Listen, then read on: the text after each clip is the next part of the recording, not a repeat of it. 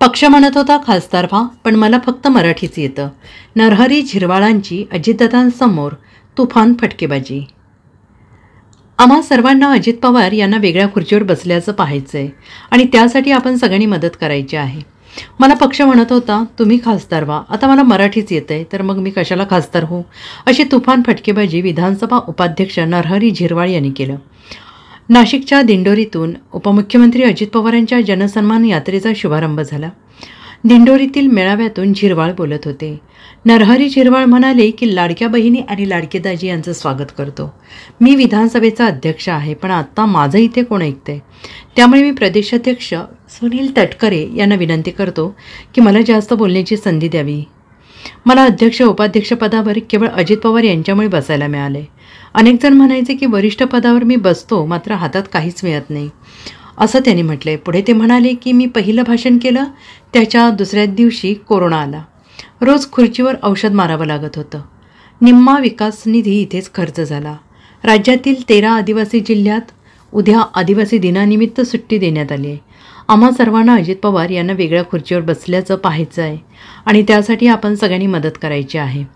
मला पक्ष म्हणत होता खासदार व्हा, पण मला मराठी येतं, तर मग मी कशाला खासदार होऊ, अशी तुफान फटकेबाजी नरहरी झिरवाळ यांनी केली आहे.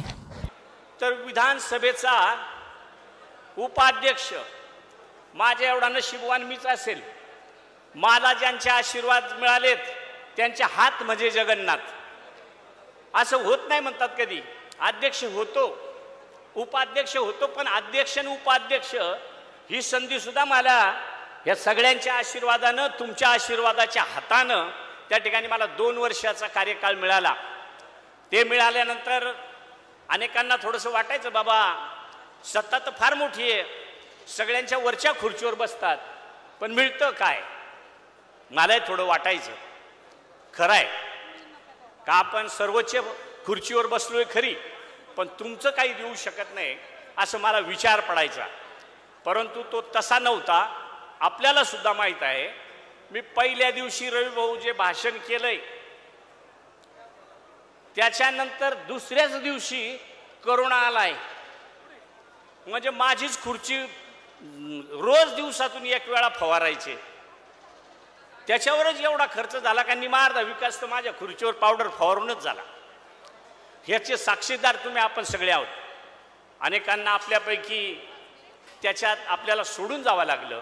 अशी गंभीर अवस्थेत सुद्धा कुठंच दादा कमी पडले नाही.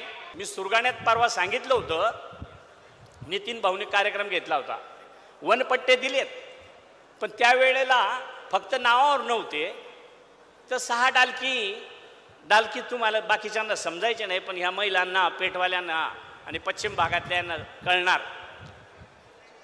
6 डालकी नागलीचं गोंड व्हायचं, गोंड कणसा, आणि आता नावावर केली तर आता फरक काय पडला, 6च झिली, 6च डालकी.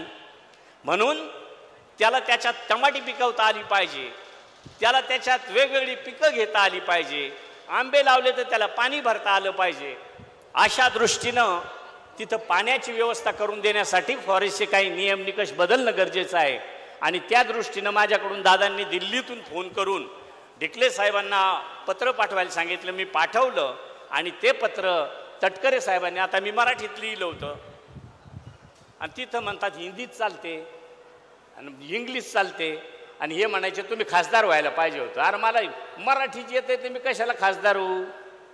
म्हणून ते पत्र तटकरे साहेबांना द्यायला सांगितलं. तटकरे साहेब त्याच्यात भूपेंद्र यादव साहेबांच्या समवेत आपली बैठक त्या ठिकाणी लावण्याचं मान्य केलेलं आहे. Bureau report, SVN Marathi, Nashik.